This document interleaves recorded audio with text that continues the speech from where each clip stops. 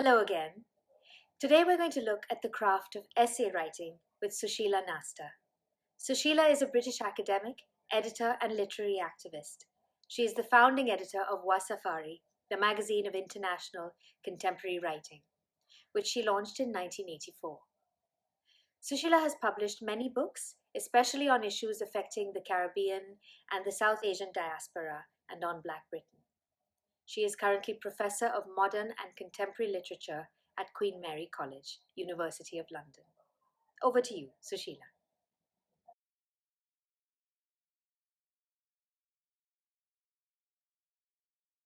I'm Susheila Nasta, and I'm a Fellow of the Royal Society of Literature. I've taught English in universities and in schools, as well as being the founding editor of a literary magazine which publishes contemporary writing from across the globe. This workshop today will focus on the essay and creative nonfiction. Its title is Writing Creative Nonfiction and Taking Your Words for a Walk.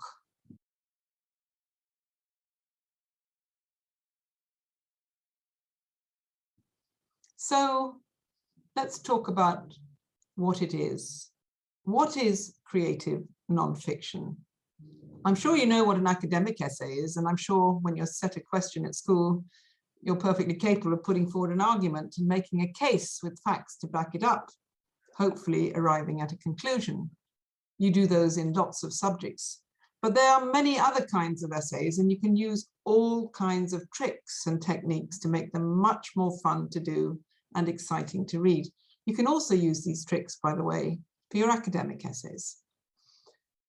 A distinguishing feature of all creative nonfiction is that it's based on real life situations, something that's happened, events, ideas, arguments, memories, and so on.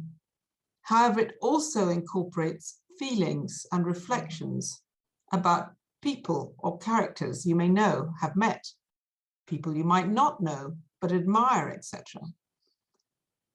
In some senses, trying to capture all the different forms of this kind of writing and put them in one box is not really possible.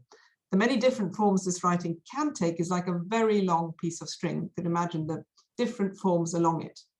And writers continue to stretch it and change it, which is a good thing.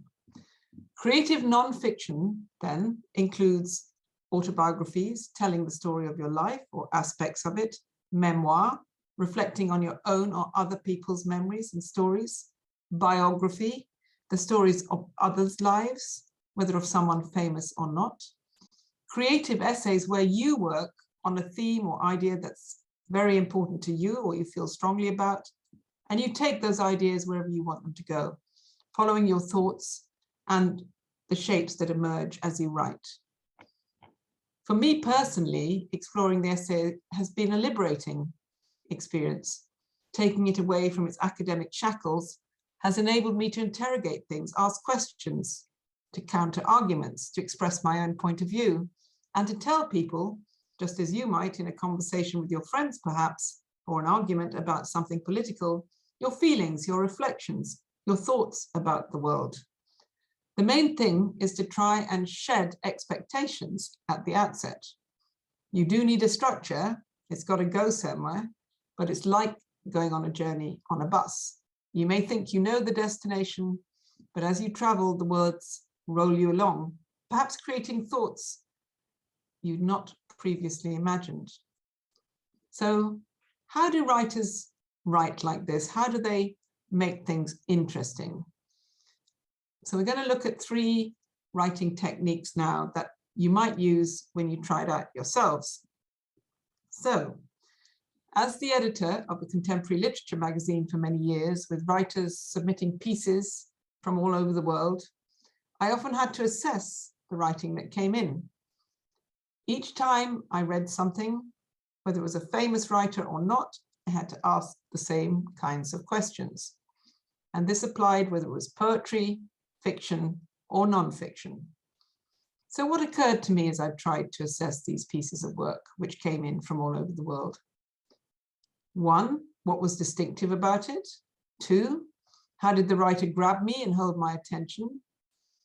3, in what ways did the piece offer a new or original slant on a topic? What made it seem real, even if I knew little about the subject or the place the person was writing about? And finally, what made me carry on reading? Very important.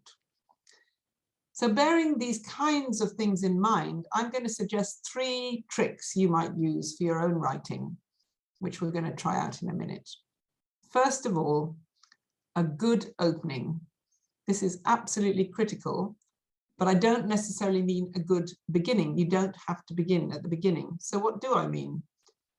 Writing something that grabs the reader or hooks the reader like a fish that you're trying to catch into your subject, setting the tone, establishing the atmosphere, context, maybe creating suspense or intrigue, and above all, a hook that makes the person who's reading it carry on. Secondly, voice. Who is speaking?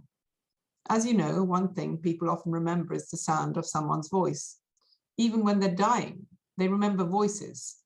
Whatever the age they are, you hear voices on the telephone. I remember my mother's voice, even when she was 104 on the telephone, and she could have been 40. The sound stays with you. So with writing.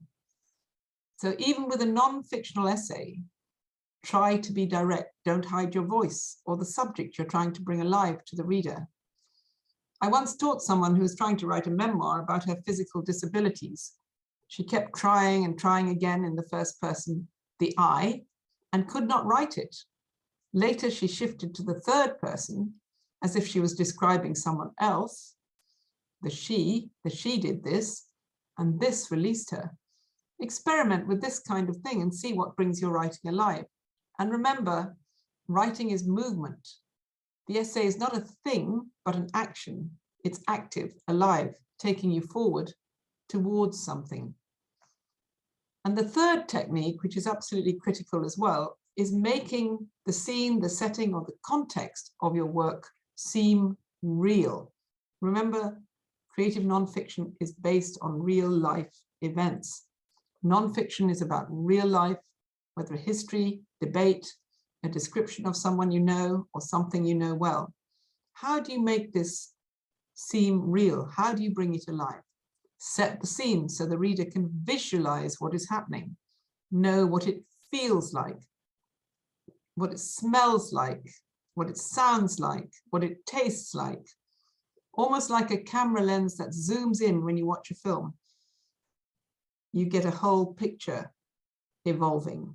Make your words create that picture. In real life, of course, objects and settings carry strong meanings. If you imagine your own house, no piece of furniture is usually without some significance, or the way it's ordered in a room. Often there's a particular smell or color. Compare your living room with that of your best friend or your neighbors. The chair, the rug, the photos on the mantelpiece speak out about who those people are. So in a similar way, the settings in your nonfiction piece have to be actual places, and you can use them to heighten the mood or to create an image for the reader of a specific time, for example, in the past. Obviously, these kinds of techniques can be used across all genres, all forms of writing. And you may have encountered them, I'm sure, in other workshops in this series. So let's try now and do some warm-ups, rather like going to the gym, try and do some warm-ups with words and try out some of these techniques. This exercise can be done with just a pen and paper and your imagination. So in a minute, I want you to write one paragraph describing a daily journey which you know very well, something you really know backwards. So a walk to school, a bus journey from your house, a bicycle ride, something that describes things you know well. And before you start, I want you to take up your pencils and write down 12 words that come to mind linked to this topic. Don't think too much about them, just write them down and time this and stop the 12 words in 3 minutes. Once you've got your 12 words, you can't go on for longer than 3 minutes. So just put a timer on or look at a watch and stop.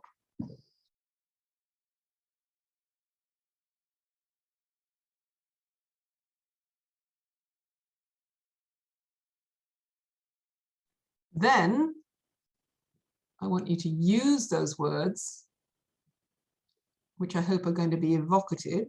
So try and make that journey real when you're thinking of your words. Suggest smell, color, landscape, touch, and so on.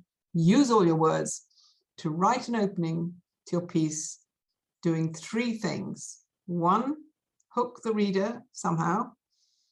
Decide who is speaking, who is writing, and why. And begin to create a possible scene, either with suspense, intrigue, something that's going to make the reader carry on.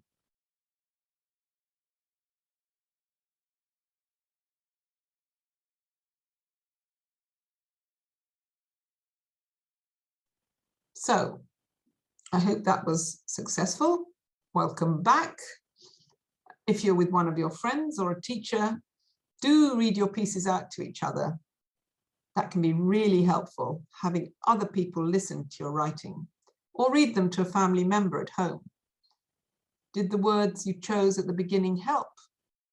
How did you make the description come alive and grab the reader's attention? Is that how those listening to your piece felt? Could you make it better? Could you edit it to make it better? Editing is important too. I'm now going to set you a task for homework, which I hope you'll be able to complete either at home or with your teacher if you're at school. Choose a subject of your own, but it must be something you feel passionately about and which impacts in some way on your personal existence. It can also, of course, affect the local community you live in, but something you feel passionately about. So this could involve big global issues like climate change or war, but it must be described in terms of how it impacts on you, how you feel about it, what else, whatever you want to argue about it. Then I want you to try and use the 3 key techniques we've discussed. 1, an opening which grabs the reader, takes them along, creates a hook, suspense, or a reason to go on reading. Doesn't have to be the beginning as such. So for example, memoirs don't have to begin at the beginning, but just creates a door, a way in to your essay. 2, choosing voice for the piece. Doesn't have to be your own voice. You could be writing through a character's voice, a grandmother or someone you know. And also feeling flexible to experiment, see what works best in your piece and is most effective for conveying your ideas. So for example, if you use the I form, the first person, it can create a strong sense of the persona who's speaking, and the reader will build a picture from that. The third one, context and scene, making your words real. Use words that make what you're describing come alive. Active writing, using the senses, touch, color, as if you're zooming in at the beginning of a film. How do you make the reader feel? As if they're accompanying you, as if they're with you, and it's an interesting place to be.